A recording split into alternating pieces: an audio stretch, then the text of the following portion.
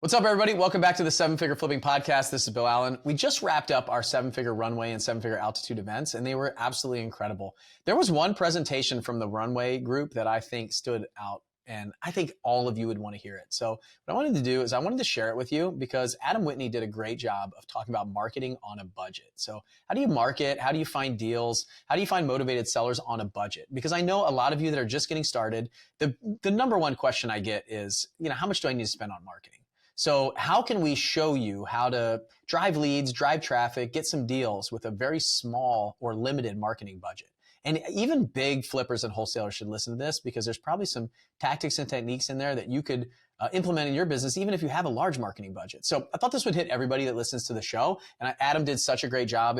We got feedback from everyone that was in the room that it was one of the best presentations that they heard. So I'm going to play Adam Whitney's presentation, Marketing on a Budget, at our Seven Figure Runway event. And remember, if you want to join Seven Figure Runway or even talk about what that might look like and attend our next event, watch the recording of everything that we did, just go to sevenfigurerunway.com. So the number 7figurerunway.com. If you can't remember that, you can click the link in the show description and go there and check it out. You can schedule a call. You can talk to our team, see what it looks like, and if you're a good fit. So, all right, I hope you guys enjoy the show. My name is Bill Allen, and I'm the leader of a group of elite house flippers and wholesalers called Seven Figure Flipping. We don't brag or show off our success, but instead let integrity and stewardship be our guide. We are dedicated to helping people unlock the freedom they desperately need. If you ask other real estate investors, they will say to keep your secrets quiet. But we believe in abundance, not scarcity, and that's why we are the elite. We are Seven Figure Flipping, and this podcast is our playbook.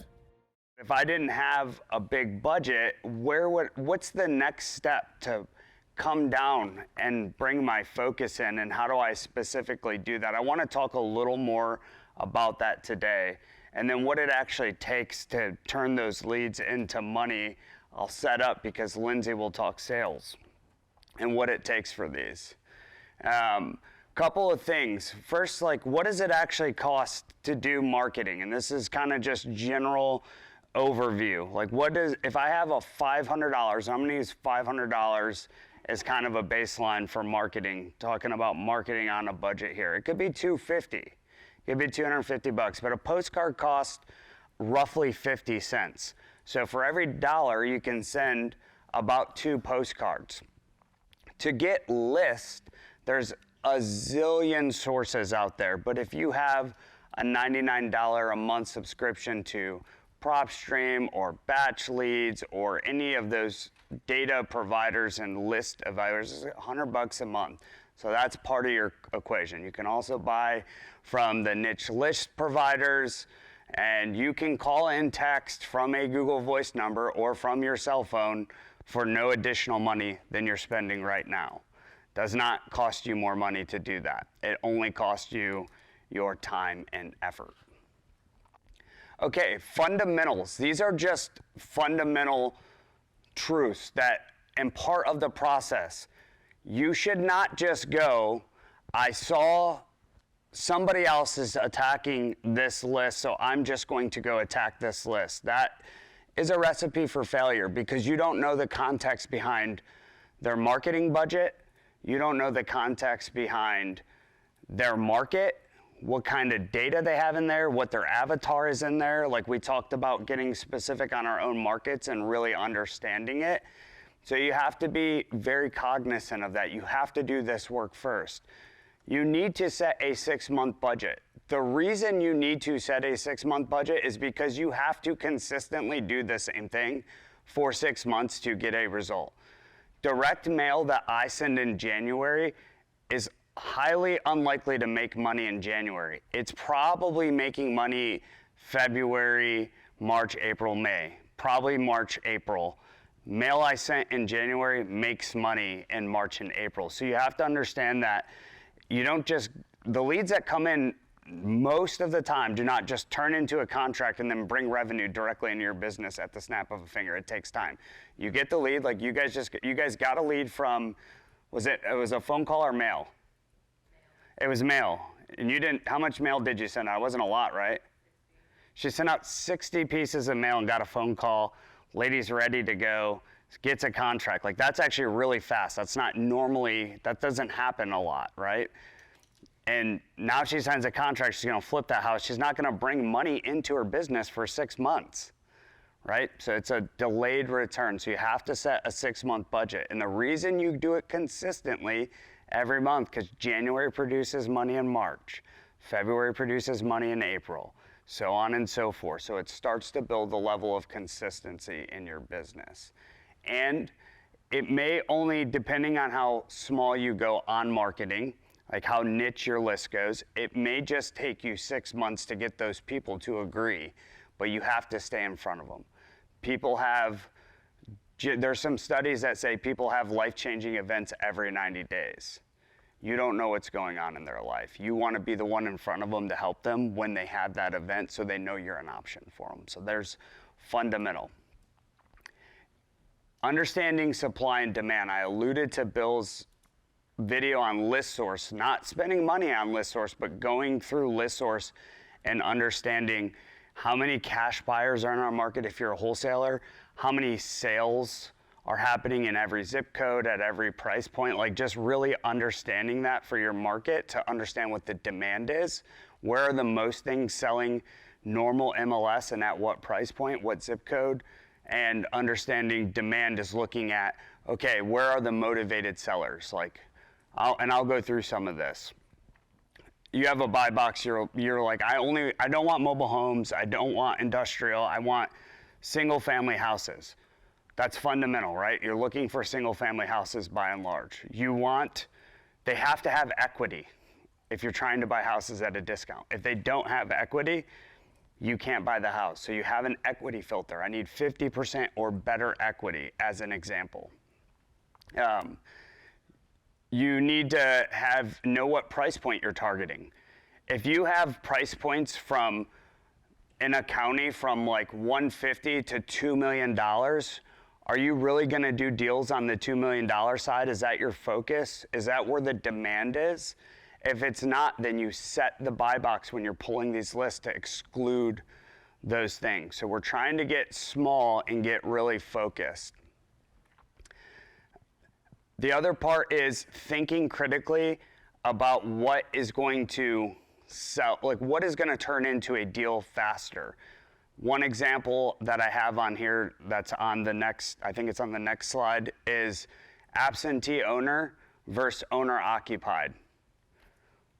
Which one's going to be able to sell the house faster most of the time? Okay, so if I want to make money faster, should I be touching owner-occupied? I really need to make money. Should I really be touching owner-occupied? Probably not. Probably not. That owner-occupied person has a whole nother step. They have to find a new place to live. They have to move out of the house. They're going to be a little more reluctant to do that than if I didn't live in the house and I did need to sell it. I can put it up for sale now. I can sell it to an investor now. It will be faster. You need to, if your budget is $500, you can't mail the 30,000 absentee records in your market, right? So how are you going to get to the most motivated stuff? Are you going to stack different niches, like foreclosure and all these different things to get to what's the best? What's the maybe 5 to 10 properties that are all on like 5 to 10 of these lists? How can I get to those and go really deep on those and actually get in contact and find out?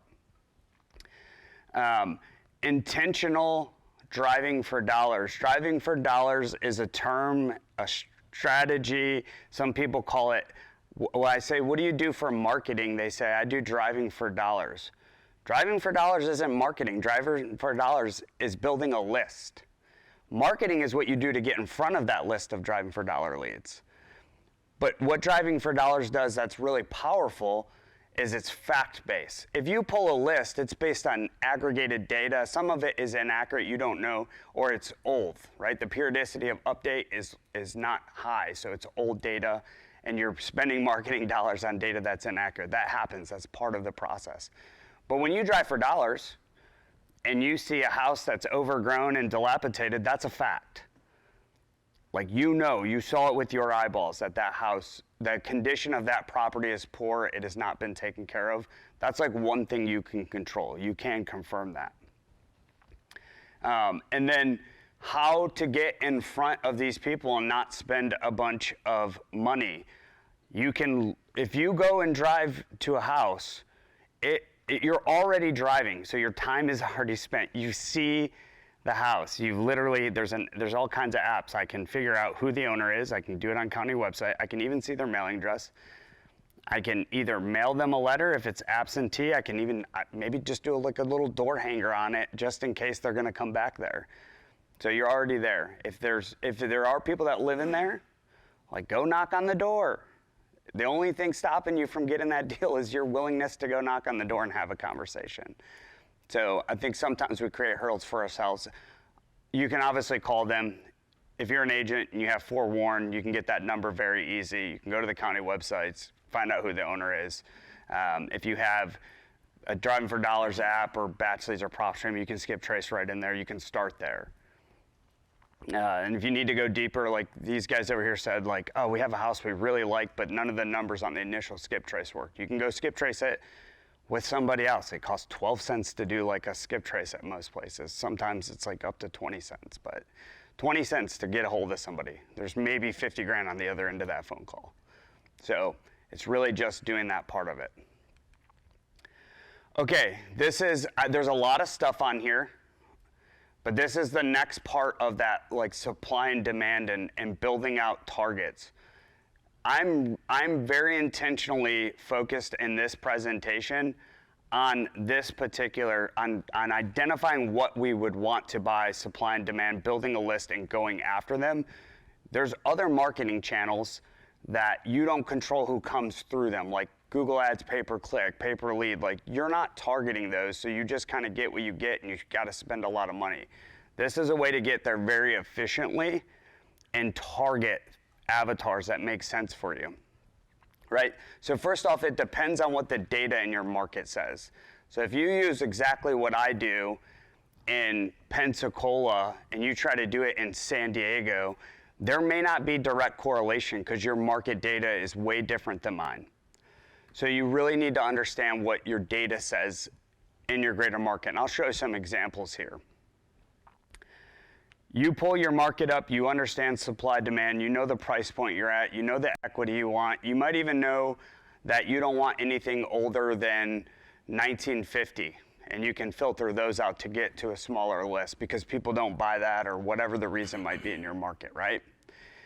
So that's applying your buy box. Where is the activity that you're most likely to be able to sell that house, or the flips will move quickly and at the price you want? There's a lot of demand. What's the shortest days on market? Like which ones move quickly, obviously. I just said that. And what's the price point you're looking at? Equity filter, absentee is faster than owner occupied. Guaranteed accurate list, drive and see the property distress. So I can take the buy box in the software that I'm using and take the houses I see that are dilapidated and look them up in the software and see if they're on any of my other lists. Now I'm stacking, like, okay, it's absentee. Man, they got tax bills they ain't paying. There you got a code violation lien. And I just went and looked at it, it's a dump. Like, I really need to do everything I can to get a hold of that homeowner. And I can do it for almost no cost, or maybe I can handwrite a letter and pay the cost of a postage stamp. But that's not enough. I should be calling that person too, because I want to get there quickly, and I should also be texting them. Like, your list will be so small and so focused, there's no reason you can't have 100 really motivated records, and your only small goal, like Jeff was saying, like just focusing on the little wins, is to go, I have 100 records to get through. My whole purpose in life is to get in contact with the owner and then ask the simple question, are you interested in selling your property, and getting a yes? Once you get to that point and you've confirmed yes or no on all 100 records, there's probably a deal or two in that if you went this far. What are other things to look at that you can maybe get for no cost? If you're willing to learn your county and get accounts with your county record websites, literally Google county, Wayne County, Michigan, property appraiser site, and start kind of there. Wayne County code violation site. and start to look at what information you can get on there. Wayne County Clerk site. The clerk site is where all the les pendens and $100 sales happen. All the legal documentation for a transaction goes there, and they're public servants, so those records are typically public records in the U.S., maybe not so much in Canada, but in the U.S. it's still really powerful. $100 sales, if you've heard this term or seen me post it, I want you to think about this. If you looked up, you can look this up on some of the data providers too, but the county is the best. If you looked up $100 sales, what does that mean? Does anybody know what that means? I know you know what that means. You probably did 200 deals from that. Transferred ownership. So you can literally screen, I just want to see all the transactions that happen from $100 to $1,500. Because on the other end of that, like, why would somebody transfer ownership for $100? It's usually maybe somebody passed away and the property went to the next person in the family, like an inheritance.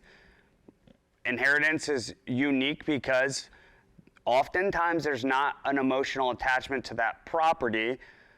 You know, as bad as this sounds, when somebody passes away and they have some stuff, like the families are like, how are we divvying this up? What are we getting? Does anybody want to move into that house? Do we just sell it and split it because there's multiple kids? Some of the people in the family are like, I want the money now, let's get it sold. So if you have a cash offer, that may work for those types of deals. And that would happen pretty quickly, because if that's a $100 sale and it happened recently and that family's talking about, let's get the cash out of this and split it between everybody, they often want to do that quickly. So that's something to consider. So this is just really taking it a layer deeper. I know there's a lot of interest in foreclosure because Colin Spivey crushed it in Tennessee with foreclosure, but you can't just go, Colin did foreclosure amazingly, so therefore I can do foreclosure amazingly, without understanding how foreclosure works in your state. Colin's in a non-judicial state. There's like a 60-day clock when those things go to foreclosure. He's got a very dialed-in timeline.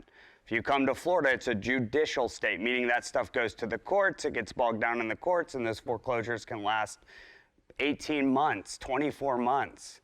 So maybe I don't go after foreclosures in the state if I'm judicial. Maybe I go after auctions, because auctions, they're on a timeline. That thing is going to sale, and there's usually a date that's public on the county website. Here's what's really powerful. Usually the county websites say what the final payoff is. So you already know what it's going to cost to get that thing bought and how much equity there could be on it if you flipped it. There's a spread there that you can literally put in a spreadsheet and look at it. So it's just thinking a layer deeper and taking your budget and saying, I'm going to do postcards, I'm going to call these people, and I'm going to text these people. I'm going to build the best list of 100 leads, and I'm going to do everything it takes to get in contact with all 100 of those homeowners, every single one. Because if you call through that list and I say, well, how many did you get in contact with? And you say 5 people answered, and you're like, I'm just not getting a deal. I'll know that, like, there's still a deal in there. Do you really want a deal? Go with those other 95 people. Are they on Facebook? You know who they are. Are they on LinkedIn? It doesn't cost you anything to send them a DM. Like, how far are you willing to go to actually answer the question, do they have a house and do they want to sell? And the ones that are the hardest to get a hold of are usually the best, because most people won't go the extra step to find them. If you skip trace them with 2 or 3 different people and none of the numbers are accurate, somebody's answered those phones or you've got voicemails, you can confirm that none of those numbers are actually accurate.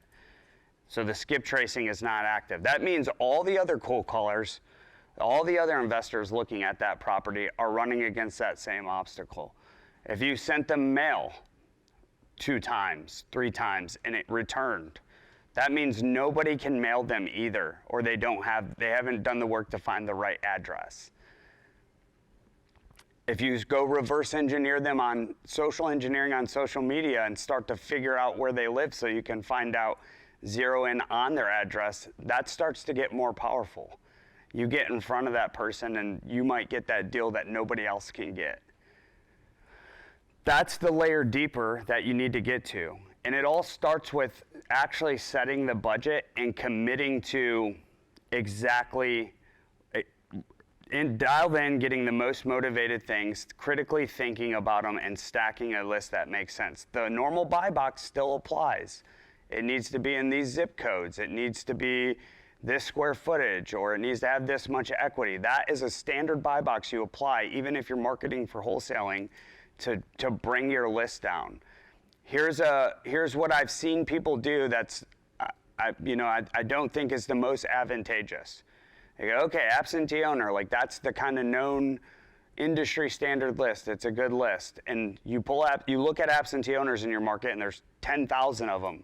And you're like, well, my budget's 500, so you pull only 1,000 random out of the 10,000 and you mail them.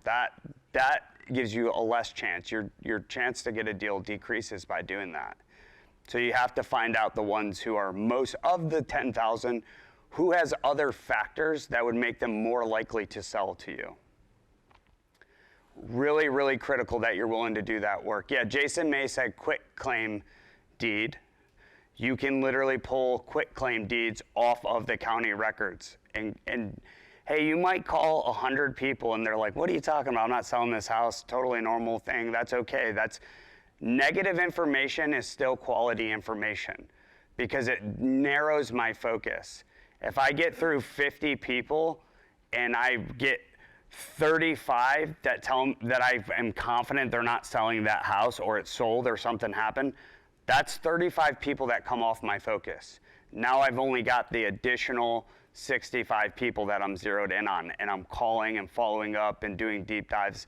That negative information is actually good for you. It's starting to zero in your focus. Your goal is to get those people out of your ecosystem and get the ones who I get positive contact, they do have a house and they do want to sell, and I have validated they have all these factors involved in why they would want to sell at a discount. They don't always sell at a discount, but their factors are there.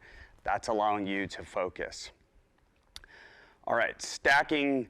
You can stack data in any of the subscription services. I'm not advocating that you pay $1 for anything. I'm just telling you these are open to you. Spreadsheets work perfectly fine.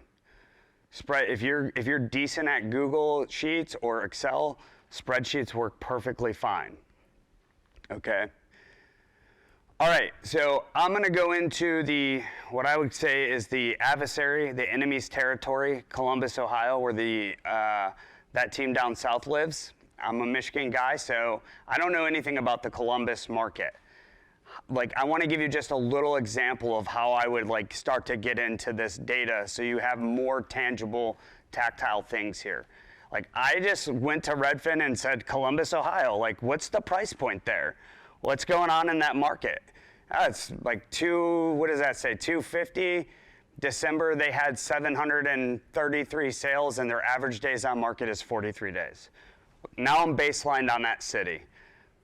Across all their zip codes, which I'm sure there are some high-end stuff that's bringing that number up, that's where the median is. Okay, I got it. Now I can look at the greater data. I can understand the market a little better. Okay, so I go on to ListSource. This is not unique. There's a whole video on supply and demand, so I just wanted to I did this in 3 minutes. This morning I added this to the thing because I wanted to give you an actual example. It literally took me, I did exactly what Bill said to do in assessing supply and demand or going into a new market. I went to ListSource, I searched single family properties, and on the left you can see the results. You can see my exact filter, which is exactly what Bill said to do when he made the video years ago in the first place. So on here you see I'm looking at Columbus, Ohio. I'm looking at cash sales, so I'm looking at 99 to 100% equity. So I'm just looking at cash sales because I wanted to see investor activity. I wanted to understand that. I'm looking at sale date, last market sale date, past year. I'm only looking at single family residential. I'm not looking at 2 to 4 units. I just want to know houses right now. I put on here the mailing address is complete and they're absentee owners. So like, where are these cash sales happening with the absentee owner properties? I looked at that, so I see that in the last year, 958. I don't really know what that 958 means. It doesn't really mean much to me. I just know that these cash sales, this investor activity is happening. So then I go to purchase list, purchase partial list, and I export the Excel document, which then breaks it down by zip code. And I could do this for normal sales too, by the way. I'm just showing the cash sale example. I could take the equity filter off and just look at sales, right? So then it emails you a spreadsheet by zip code. All I did was sort it by most transactions. These are cash, you could do all. And then I just did a little, I divided the zip code transactions by the total at the top and made a percentage. Like what percentage of these cash transactions are happening in what zip code? Like, okay, cool. Then I can go into Redfin and look at each zip code. Okay, well, what's the price point at this zip code? What number of homes sold last month? And I might even look at previous months to see where it's trending, but it does tell me it went down 4.8% year over year. I don't feel that bad about it. I don't think that's negative data because the market transactions across the country went down exponentially over the year. So I'm like not too concerned. Okay, 42 days on market. Like that seems to be pretty consistent. And what I was doing was I went to each one and I said, what's the median price point? And I would do this for all the zip codes. What's the days on market and how many homes sold the previous months? And I might compare that. Is it up or down? How are those transactions going? But before I go buy data and I focus down on zip codes to reduce my list size so I can be the most targeted and add all the things, like I have to understand the market. So I would do this to go, okay, where are the most transactions? What's the right price point? I like this top zip code. It's really interesting to me. These top two zip codes, they're below the Columbus median. The days on market are commensurate with it. Previous houses sold is about what the other ones are. One's 87. I might look at population in those zip codes. Is it just less houses there? What's going on? But I'm building my understanding of the market. Then I'm taking it to like a software to look at the different lists they have, or I'm looking at lists and I'm just comparing it. You can see I took those 3 zip codes. All I did was take those 3 zip codes and I put a base filter on. Single family houses, 50% more equity, and this location, 3 specific zip codes. And all of these things have like a tile that tells you some different information. In that zip code, in those 3 zip codes, it's telling me that there's 10,000 absentee owners. Like, okay, it's a good amount of absentee owners. I would probably compare that to total properties. Like, what percentage of this market is absentee owner? Is there a big tired landlord population? Tells me right now there are 70 pre-foreclosures. It's $35 to mail to just the 70 pre-foreclosures. It's $35 to get mail out. If you went to a mail house, you could I could probably write 70 letters on a weekend. If you got older kids, hey, I give you 25 cents a letter or something. Get them writing. I know people who do that. How many of them are vacant? A lot of times properties that are vacant are going to be faster to sell, easier for that homeowner to detach with that property. There's nobody living in it. There's no tenant. It's just flat out vacant, right? The data sometimes is not always correct, so just keep that in mind. It says they have some filter, some algorithm for tired landlords, probably owned it for a long time, it's been vacant so many times, whatever their algorithm is for that. A lot of high equity properties here. It's got a special filter that says absentee with 60% or greater equity. Hey, there's 4,200 of those, right? At half of that is 2,100 bucks to mail all those. So I'm just considering that. How many are 65 years and older if I'm going after the owner occupied, potentially those downsizing community? And then there are really simple things that you can stack on there, like canceled listings. Canceled listings, think about that. When you start having conversations, this will this will make a lot of sense to you. If somebody's listing goes expired or canceled, they've already tried to sell their house. So if you get a new lead right now from an absentee list and you're the first person that they're exploring selling their house with, their resistance to price is going to be higher, generally speaking. They're like, in their mind, they can get more money. If they canceled with their agent or they're expired, they've already tried something. And then Lindsay's going to probably talk about like what you just got to ask a great question. What have you already done? What have you already tried to sell this house? And then they're going to tell you all the reasons that it didn't work. You're going to say, great, I think I can help you. Here's how I think I can help. Here's how I think I can work with you. Would you be interested? Like, it's not that complicated. Absentee plus liens, absentee plus code violations. Do you know the code violation standard policies in your counties? What happens with code violations? So what is a code violation? Yeah, so like put yourself in the city's shoes. You're the magistrate. Why would a city give you a fine for a code violation? What is their intent? Fix it. They want you to fix it. They want the city to look nice. Okay, a lot of counties, a lot of cities, and then you don't do it, so the carrot is the neighborhood and the city looks nice, it brings up values. Obviously that's not working for somebody who's not obliging. So then they bring the stick. The stick's like $25 a day code violation. But you don't ever change. And 2 years goes by and that code violation is running up to tens of thousands of dollars. And maybe the house only worth $100,000 in the first place. Okay, so what will the city do if you buy that and fix those? You're a new owner. What's the city's policy? Are they going to charge me the $25,000? Some, yes. Some will not negotiate. Many, however, have like kind of standard rules in place. It's like in Polk County, Florida, it's $2,500 or 10% of the violation once you fix it, whichever is less. So we did a deal that had 2 code violations totaling $190,000. Most people look at that and go, you can't do a deal. That lien is too much money. It cost us $6,000. It was a $6,000 cost. We got the deal for $100,000. It had $190,000 in violations. The violations ended up being $6,000.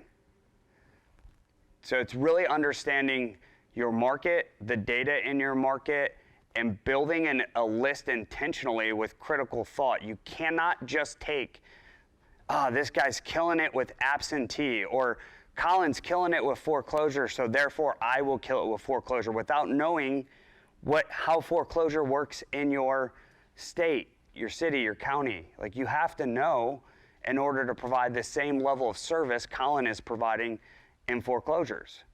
Like, that's all he's focused on. He knows everything about it. He took the time to learn and talk to every attorney who does it in the state. He's got a great system. He dove deep. I need you guys to dive deep so that you can spend the smallest amount of money and get the biggest amount of return to get revenue in your business so you can start to actually build it out and systematize it. And if you're not going to go deep into the understanding, you're going to waste money, and I don't want to see you waste money. I want to see you be efficient with your spend. I want to see you get to the deal the fastest way possible. All right, I hope you guys enjoyed that. It was one of my favorite presentations at the event. It was some feedback that we got was absolutely incredible, and I hope that you take it and do something with it. So take these ideas and these concepts and implement them inside of your business.